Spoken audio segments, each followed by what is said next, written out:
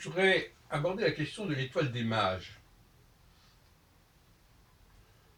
Beaucoup d'historiens, d'astrologues se sont demandé que signifiait cette étoile des mages sur le plan astronomique.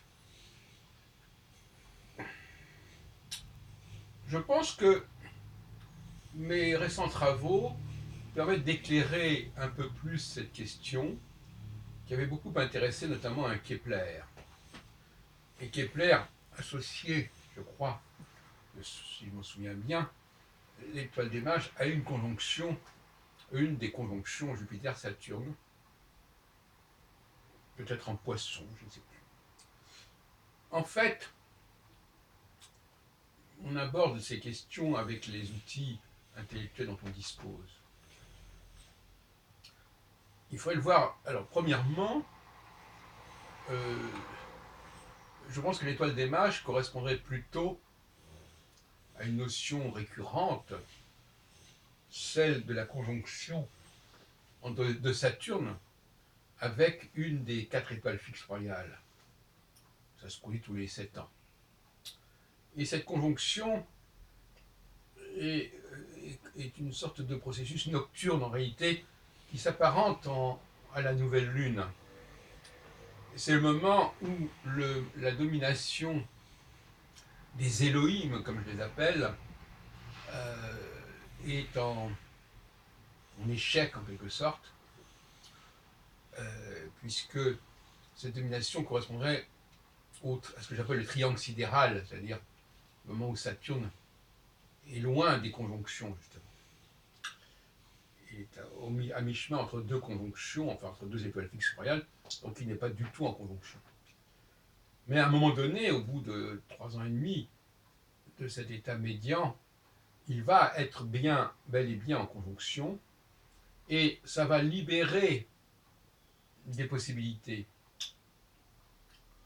Non pas que cette conjonction agisse sur l'humanité dans son ensemble, mais en tout cas, elle désarme, elle déconnecte les agents des Elohim. Ça fait penser un peu à Matrix. Elle les rend moins efficaces, elle désorganise leur fonctionnement collectif.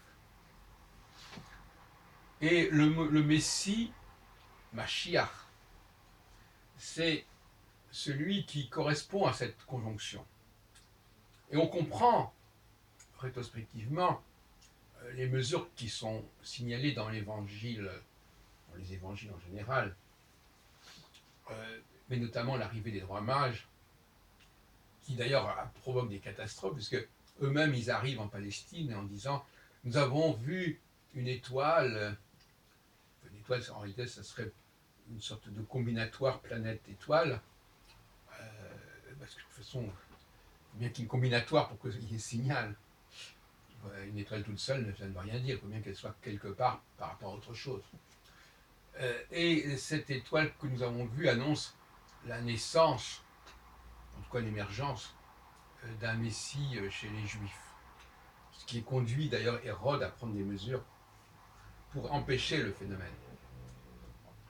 C'est souvent comme ça, les astrologues réveillent, et on retrouve, réveille la hantise des rois qui ont peur d'être subvertis et submergés. On retrouve la même affaire avec Moïse, déjà. S'il est envoyé, enfin, si sa mère le met dans un sorte de berceau sur le Nil, c'est parce que les premiers-nés d'Israël sont menacés. On voit bien les similitudes, les analogies entre la naissance de Jésus et la naissance de Moïse. Si on pourrait même rajouter que cette fait de mettre Moïse sur le Nil, il y a une dimension baptismale quelque part. On retrouve chez Jésus et chez Jean-Baptiste. Donc, le Messie, c'est celui qui va sauver l'humanité du pouvoir des Elohim. Hein, qui va libérer l'humanité. Et ça, cette notion-là est complètement oubliée, parce que quand on parle du Mashiach, du Messie, euh, on ne sait pas très bien qui va sauver et de quoi il va sauver. La théologie s'est vidée largement, la théologie chrétienne et judaïque s'est vidée, se sont vidées de leur substance. Elle tourne à vide, puisqu'on ne sait pas, pourquoi on fait le Shabbat, alors que le Shabbat s'est fait justement pour résister à l'emprise des Elohim, et non pas pour les célébrer. On ne sait pas pourquoi est venu Jésus, alors qu'il est là, il est venu justement pour libérer l'humanité du joug des Elohim, mais ça, c'est complètement confus, puisque les livres de la Genèse mélangent un peu tout cela, donc c'est incompréhensible, etc., etc. Donc voilà ce que je voulais dire. C'est à chaque fois que Saturne se conjoint avec une des 4 étoiles fixes royales, on a à nouveau en quelque sorte une étoile des mages, et c'est l'annonce qu'il y a une possibilité pour un élu, si on peut dire, enfin en tout cas pour un homme, de, libérer l'humanité du joug des Elohim.